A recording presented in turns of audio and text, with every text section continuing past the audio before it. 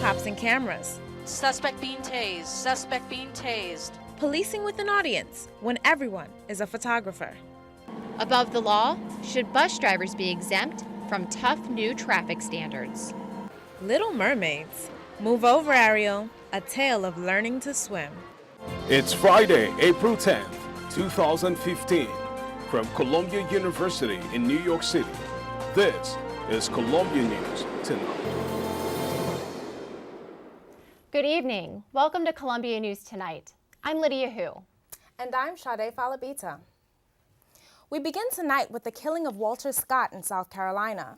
We're learning more today about the moments before a North Charleston police officer shot the unarmed man in the back. We now have the dash camera video that captured the initial stop. As Joe Khalil reports, it's another example of how the cameras most of us now carry have the power to change lives. Video that shocked people across the country.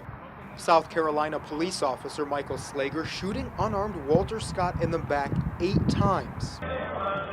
New images have emerged late Thursday. Dash cam video just moments before the shooting. The video shows what looks like a casual encounter between an officer and a driver. Officer Slager goes through the motions.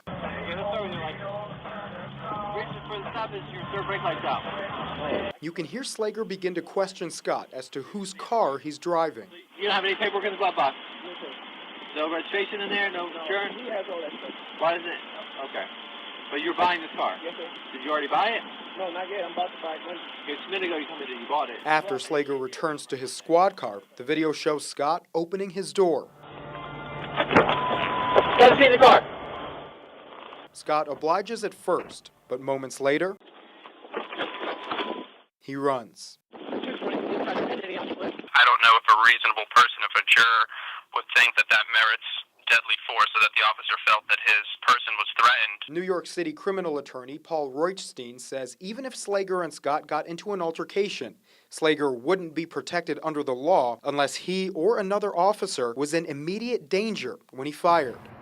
As the video shows, that doesn't seem to be the case. Was it appropriate for the officer to shoot him down for running away? Becomes the question. Now, as Roitstein points out, we don't have the video showing the time period in between the stop and the shooting, but he says even if we did, it would be hard to convince a jury that Officer Slager's actions were justified. I'm Joe Khalil, Columbia News Tonight. This shooting in South Carolina has given us an intimate view of another deadly confrontation between police and an unarmed black man. It's also focused the spotlight on whether police should be wearing body cameras. Greg Jackson reports on what's being done in New York City. That was Walter Scott, a 50-year-old Coast Guard veteran and father of 4, being gunned down by Officer Michael Slager after a traffic stop. The nation has since taken notice. And the news of the shooting has even drawn the attention of the National Action Network here in New York. This is unjust. Look at the evidence. Look at the history of policing in this country and black people. Look at the circumstances around this shooting. We don't feel that this was the right thing. Mayor Bill de Blasio announced the possible implementation of police body cameras last year as he displayed the VView LE3 model. 60 NYPD officers are currently wearing them as part of a trial program. Kirsten Walker, marketing coordinator of VView, explains the impact of body cameras on policing. When they were wearing body cameras, there was an 88% decline in complaints filed against officers, and then there was a 60% decline in use of force. Because if you know you're being recorded, you act better. That's basically that principle. I think that would really apply anywhere, Aaron Morrison covers civil rights for the International Business Times. I don't know that it will, but there's evidence to suggest that there is an effect when you have a police camera or a body camera monitoring the conduct of the police, and especially if the public also knows that the camera is recording them, they tend to behave a little bit better. Others are skeptical whether body cameras will stop police brutality. I think when we see that first time that there is a video camera on an officer and somebody is indicted for something that they do, then I think we'll see a real change. But up until that point, it's really kind of difficult to make a decision on how it really will affect anything. Because I think in all of these cases, you go back to Rodney King, You go back to circumstances where there have been video cameras and nothing has really changed. But that's what we're really hoping for. The cameras cost between $400 and $600 each. The NYPD has not yet decided whether to expand the program. Greg Jackson, Columbia News Tonight.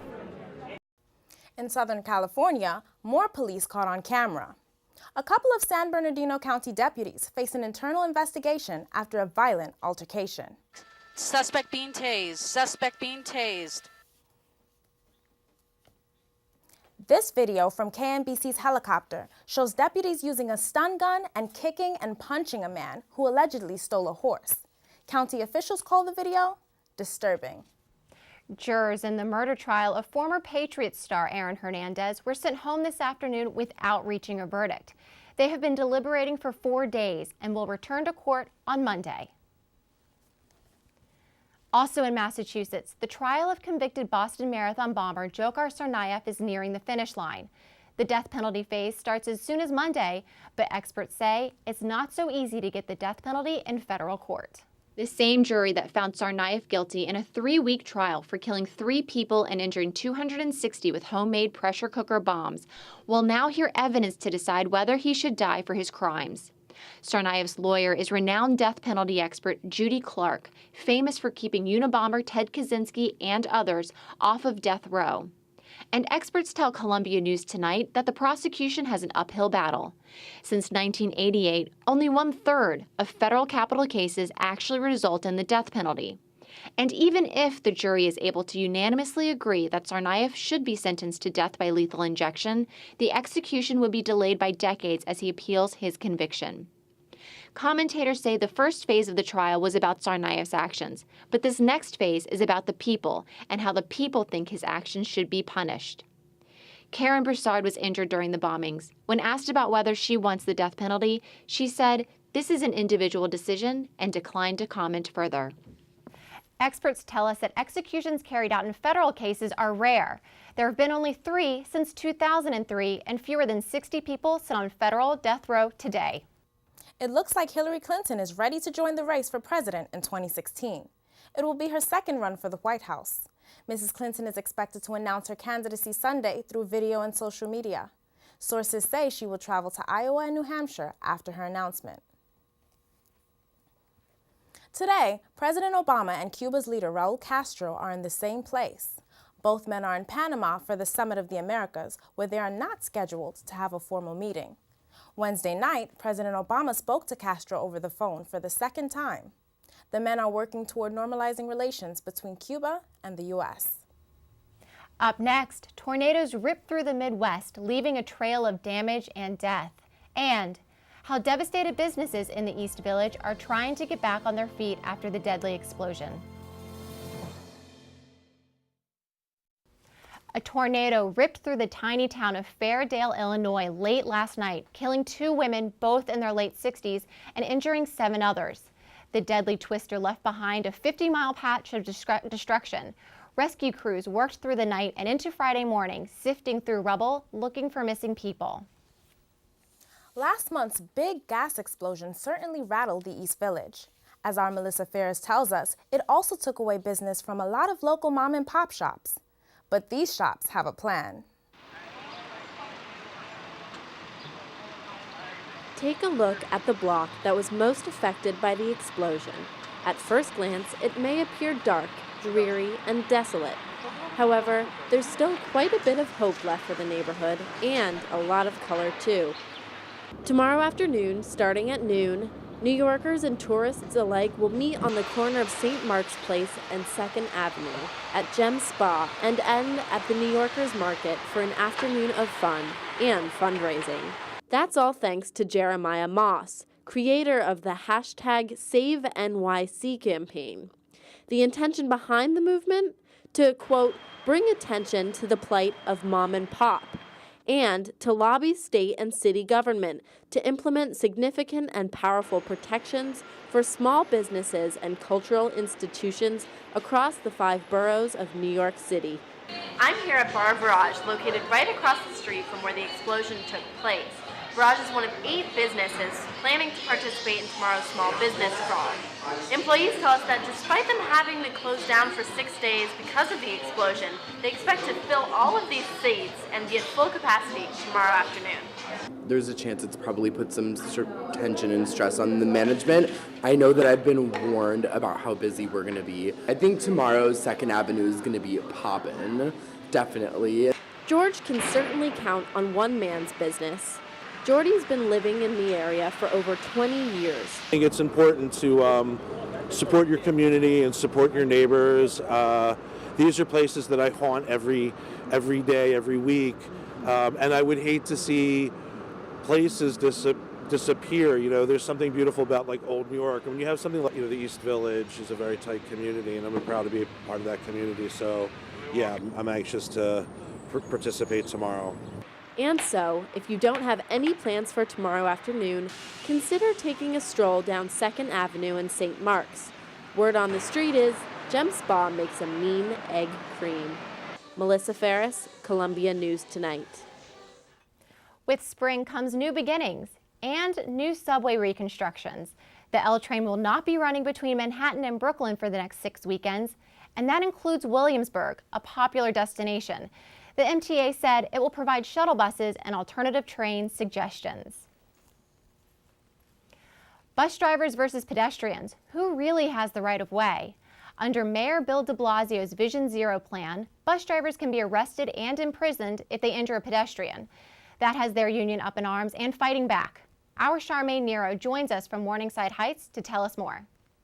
In a battle over who has the right of way on New York City streets, bus drivers are feuding with local city council members over amending Mayor de Blasio's plans to reduce traffic deaths.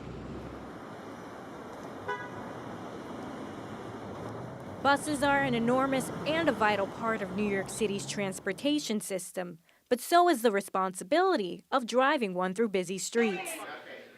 At a recent union meeting in downtown Brooklyn, bus drivers say that they're being held to an unfair standard. We're supposed to be trained professionals, and they're not treating us, they're treating us like criminals. That's not right. It's not right at all. A new law penalizes drivers who fail to yield and injure or kill a pedestrian who has the right of way. It's part of Mayor de Blasio's plan to eliminate traffic deaths through Vision Zero. A legislative agenda for traffic safety, including tougher laws that ensure that people who take a life because of negligence or because they are breaking a law are held accountable. Joe Patafio, the vice president of the Transport Workers Union Local 100, says bus drivers should be excluded from the law. Vision Zero wasn't meant for bus operators. Mile for mile, we are the safest drivers. So, Vision Zero was intended for people that are careless, reckless, drunk driving, texting and driving. Operators are professionals. Francisco de Jesus, a 30-year MTA veteran, was driving a bus similar to this when he hit and injured a pedestrian as she crossed the street. The accident occurred on the corner of Grand Street in Brooklyn, which is said to be a dangerous corner for bus drivers and pedestrians. It's unfortunate what happened to a fellow operator of ours. 30 years. It's not right. You can't do that to somebody with that time. But pedestrians in New York City are still concerned. And I've seen where a bus has come across and cut across a corner and ran over a guy's foot. Patafio says the city's first priority should be to make streets more accessible to buses. We're all for safe streets, but we're certainly not going to become the poster child of a law that wasn't intended for us. The latest is that the bus driver we told you about, Francisco de Jesus, has had charges dropped against him, and prosecutors say they will not pursue any other charges. Back to you, Sade. Thanks, Charmaine. Cyclists also have to be careful on the road. Cycling deaths were almost double last year, and just 4 months into 2015, there have already been at least 2 more deaths in New York. In this week's Focus Report, Grace Lee looks at the rising number of crashes and how cyclists, pedestrians, and even motorists can keep safe. With spring rolling in, the bikes are rolling out. But with a total of 109 reported bike crashes last year, some cyclists we talked to are being more cautious on the road. You definitely, as a cyclist, you think that sometimes the motorists are not aware of you, and so I've had to shout at cars a couple of times. I have a cousin who is a bike messenger, and one time he was biking down the side of the road, and a car opened up their door, and he hit the door and flew through the window. Cyclists can be a threat to pedestrians too. These bicyclists were passing by me, and I was always a little bit shaken when it zoomed by. Although many New Yorkers are trying to practice safe biking, when crashes do happen, they can be fatal. Just earlier this week, a cyclist was struck and killed by a U-Haul van in the Bronx. Kenneth Podziba, CEO of Bike New York, a nonprofit, offers these tips on how to stay safe on the streets. Don't space out. It's very serious. When you're on the roads of New York City, there's so much going on. There's a lot of chaos at times, and you can't space out. Safety tips from Bike New York include: be visible, know your hand signals and use them, don't go through stop signs or red lights, ride with traffic, not against it, and wear a helmet. These are simple tips, but they could save lives. Most important, experts say, is for cyclists who are taking dangerous chances to just be more careful. Podziba says they need to slow down. I think New Yorkers are just so much in a rush, and I'm guilty of it too. We're always late for a meeting, and we're always in a rush, and we need to get there soon. Just calm down, slow down, and realize, your life is precious. Grace Lee, Columbia News Tonight. Coming up on Columbia News Tonight, a Bronx woman was married to 10 men, 8 at the same time. And our Consumer Report investigates whether the mattress you choose can help you with how well you snooze.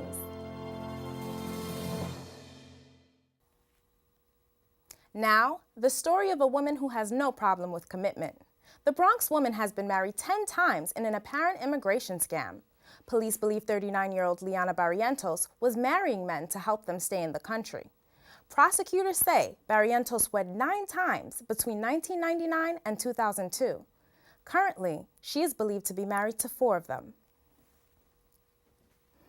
A controversial New York City property development program allows real estate developers to get a huge tax break.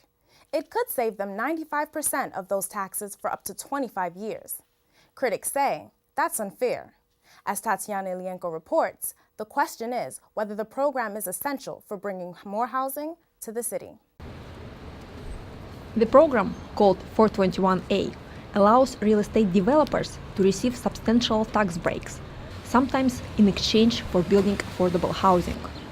Unless it will be renewed, the program expires on June 15. The developers are getting not just 421A, but then they're getting the low income tax subsidy, and they're getting all these different credits. But then when it comes time to renew 421A, they talk about it as though it's creating affordable housing, when it's just really not. So how does this program work? For example, if the land cost $1 million before the construction and the developers build a property valued $10 million, the $9 million of increased value will not be taxed within an exemption period, which can last from 10 to 25 years. If the program will be renewed this summer, the owner of a $100 million penthouse in this super luxury building 157 in Manhattan will pay $18,000 in taxes annually, the amount that is standard for a $3 million apartment. The tenants' advocates have been rallying against this tax abatement program for months.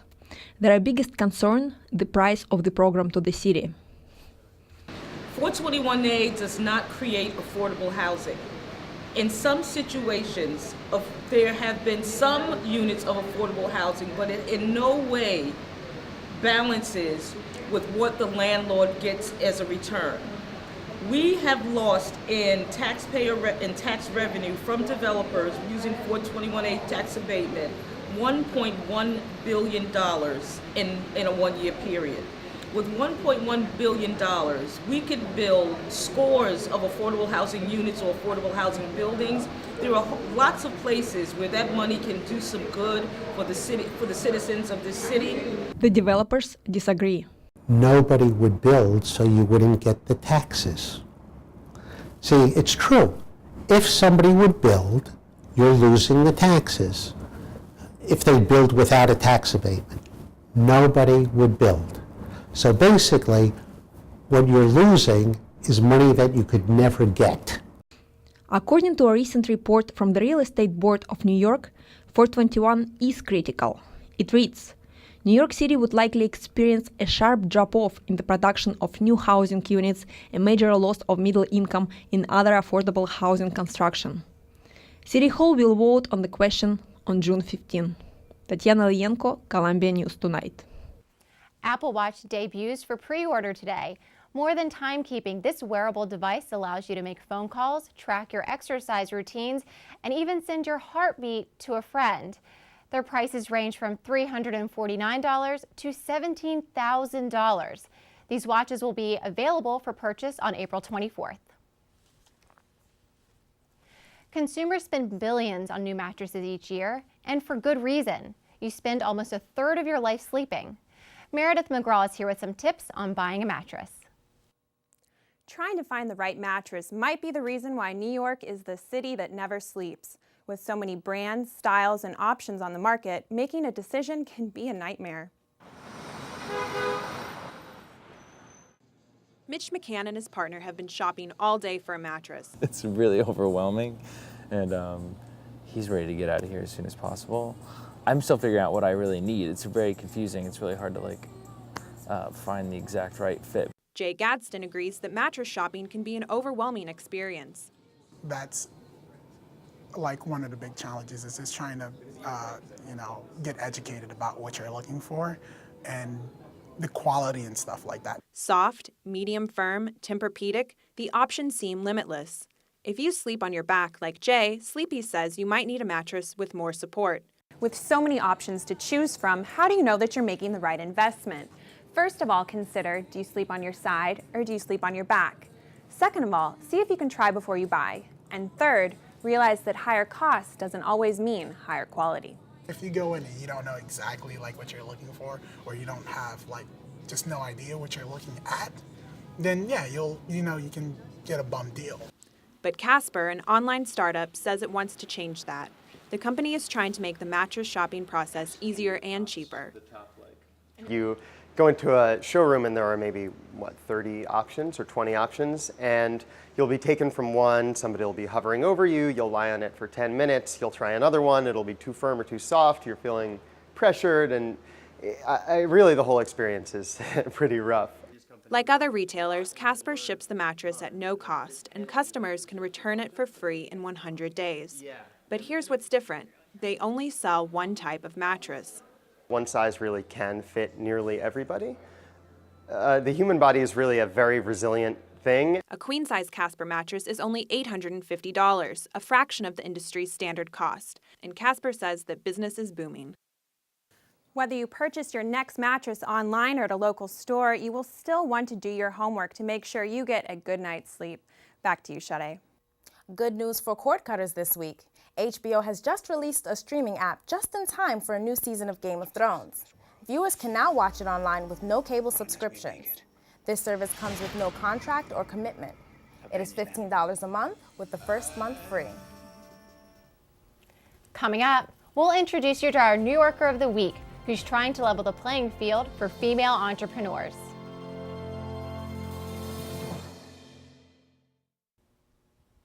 It's all about women. Our New Yorker of the Week prepares female entrepreneurs for success by helping them break down barriers in corporate America. Jane Greaves has this story. For nearly 2 decades, Marsha Firestone has worked to inspire and encourage female entrepreneurs. We introduce you to the corporations who want to reach out and build relationships with the women-owned businesses. Firestone runs 2 organizations. One is about new markets. WPEO certifies women-owned businesses, opening doors for contracts with the government and large companies. And WPO is a peer network for successful female business owners. And the chapter chairs bring that genius that's already there out of each of the members.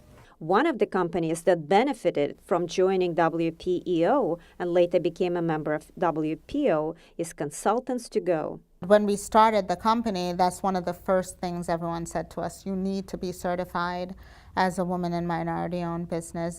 Sandy runs Consultants to Go with Peggy McHale. The certification that Masha helped them with gave them access to contracts with the government and Fortune 100 companies. And Marsha's great because she's holding that door open for you as you're trying to gain that access. I really look at her as a real visionary. Started with nothing in terms of both WPEO and WPO, and really has made it such a vital organization for women business owners. Rosalie Edson, who runs a successful office furniture company, is a member of both groups. So the relationships that Marsha Firestone has established with corporate America, with the diversity departments, because they trust her, and they trust that the people she's going to recommend or what she's teaching women in business will be people who down the road will be able to do business then. And our whole organization is terrific. My legacy is the WPO. I want it to survive and to grow until the point when you don't need WPO. And for opening up opportunities for female entrepreneurs to grow their businesses, Marsha Firestone is our New York of the Week. Jane Greaves, Columbia News Tonight. New Yorkers are known for cramming a lot of things into small spaces, but a museum? For one Morningsider, all it takes is a 6-foot wall to create an artistic escape. Liza Lucas joins us from LaSalle Street with this week's Morningside Report. Liza? New York may be known for its landmark museums and iconic art spaces, but here in Morningside Heights, there's a special place for art lovers, and it's only 600 square feet. This normal apartment on Morningside is actually a certified museum. I've got a blank wall between the kitchen and the living room. This is New York, so with a 6-foot wall, a museum is made. The Kuchera Museum, to be exact, holds the work of the late John Kuchera and is home to his son, also John. Kuchera's art came out of storage last September when a family friend asked about the paintings. I brought all the artwork up here. We gave some of it to this friend of ours, and there was still a lot left over, hundreds of pieces on the floor. And I said, holy moly, what am I going to do with all the pieces? I said, I know, a museum. With the mission of saving Kuchera Sr.'s art, the museum was formed and is now recognized by the Small Museum Association. With official exhibits, word spread quickly. Most of the people that would come to a museum like this love to look at things, love to go garage shopping, that type of stuff.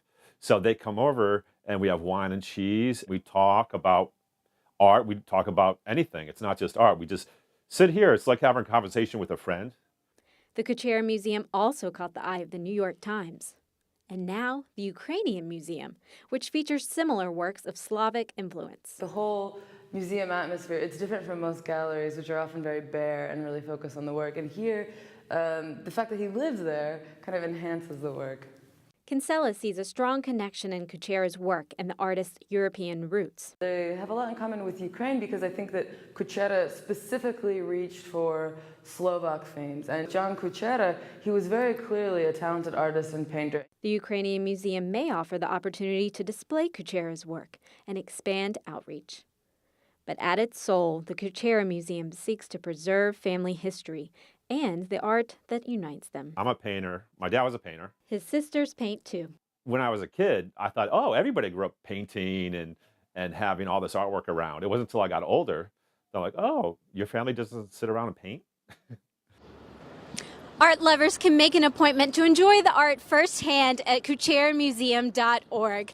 This is definitely one of the neighborhood's little-known gems. Sade? Thank you, Liza. Next on Columbia News Tonight, saying goodbye to an inspirational college student, and local Little Mermaids are learning how to swim.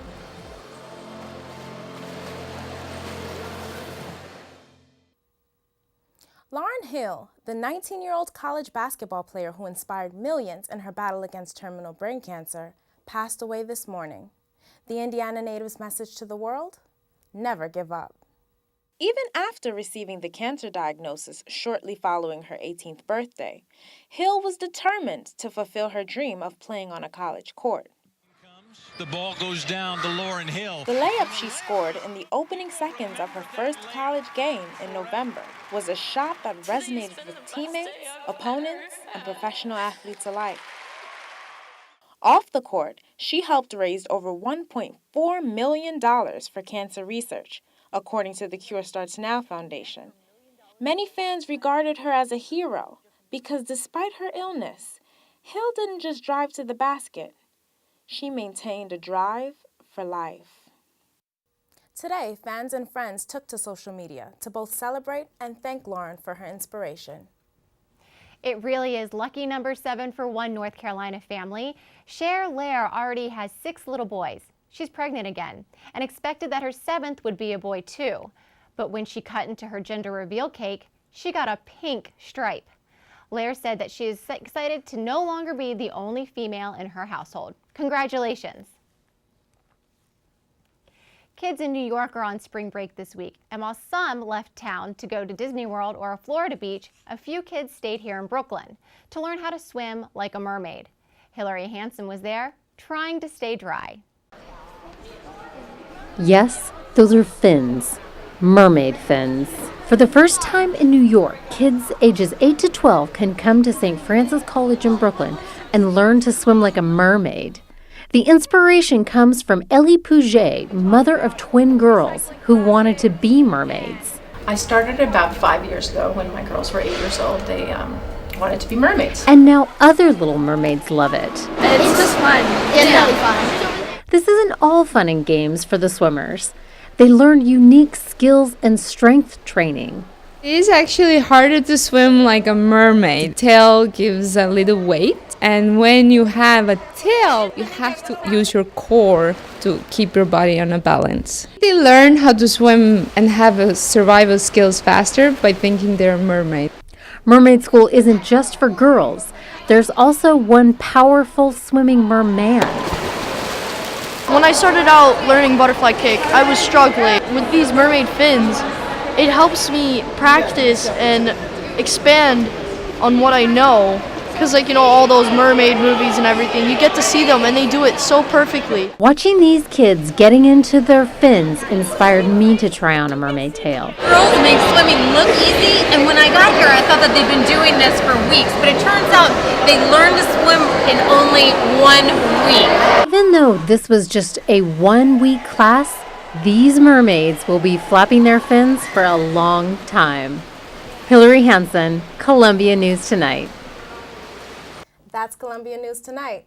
I'm Sade Falebita. And I'm Lydia Hu. Good night.